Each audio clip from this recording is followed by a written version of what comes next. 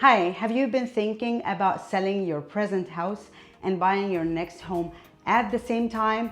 And you need money from your house and you need to get the money that is locked in your house because you want to use it to buy your next house. And this thought is very stressful to you, of course, because buying a loan or selling a loan is stressful. But imagine you're doing both transactions at the same time. It doesn't have to be stressful at all. It just has to be planned out strategically and to be very, very organized. So I will tell you now how it works. Number one, you want to know exactly where you're moving to and you know what location you want to move into, right? Because you don't want to be thinking about selling your house and you don't know where you're going. Number two is you want to know how much equity you have locked in your house. So what I do here is run comps on your property. I was a previous appraiser and I'm an expert in pricing homes and getting a very accurate value for the neighborhood where you live. So then we do that. We get a report on how much value do we have and we send it to a lender. So let's say your house value is $2 million and your equity in your house after you pay all your closing fees is like $1 million in cash. So now your next house, the purchase price, because you know where you're going, your next house in that neighborhood that where you're looking to buy is around the 2.5 million price range. So now we need to get a pre-approval letter from the lender that says you are pre-approved for $2.5 million purchase price. 1 million of that is your down payment. So what is the next step? You have three options to buy your next house. Option number one is to put a contingent offer on your next house. It's going to be contingent on the sale of your present house. And option number two is renting your house back from the buyer that will buy your house. Option number three is getting a bridge loan, which is if your financials allow it, you can get a loan from the bank based on the value of your house, buy your next house, then sell your home.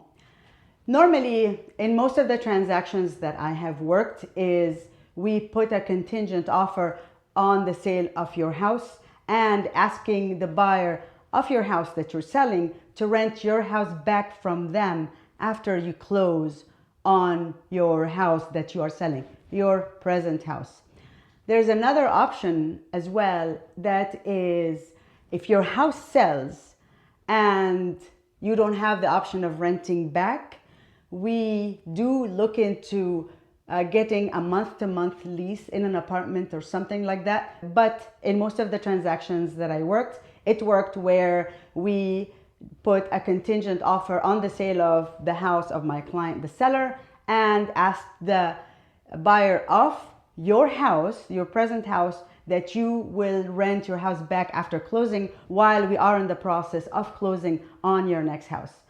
Let's go back to putting a contingent offer on your next house without having your house ready for sale. Let's be real here. If you are, as a home seller, put your house up for sale and you know that you're going to get 2 to 3 offers in your house. One of them is a buyer that their offer is contingent on the sale of their home and they have not done anything to get their house ready for sale. We're probably not going to look into that offer because you have 2 other buyers that are solid, ready to go. And once they get an escrow, all they're doing is to moving forward to close on your house that they're buying from you. But you have to be very ready to go and close on your next house. And how do we do this? Number one is you have to price your house right from the get-go. We have to make it look spectacular, in tip-top shape from the get-go. And we have to market it to the maximum number of buyers out there. So yes, there has to be a very tight and smart strategy behind buying and selling at the same time, so it ends up to be a successful transaction. The house has to be, from the get-go, has to be priced really well, in tip-top shape, and it has to be exposed to the maximum number of buyers out there because I want you to net the maximum amount of money because you need everything you can get to be able to buy your next house with no problems at all. So yes, it is a stressful process, but it is not because we are organized and we are planning ahead from the get-go. So let's say now we got your house ready for sale, we priced it right, and we started looking for houses to buy. The seller of the house you're buying, when they see how serious you are getting your house ready for sale, that you are asking for a price that will make it sell quickly and for the most money, when we show them all this, they will say, oh, well, this buyer is very, very serious.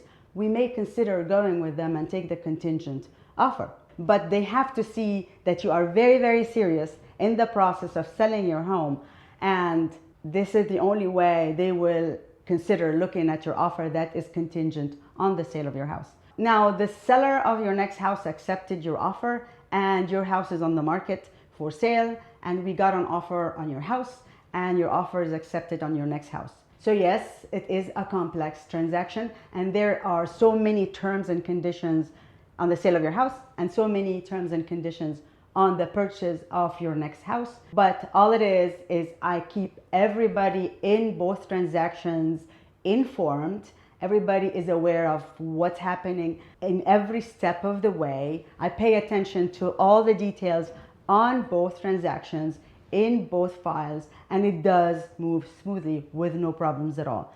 The seller of the next house that you are buying is aware that you cannot close on their house unless you close on your house.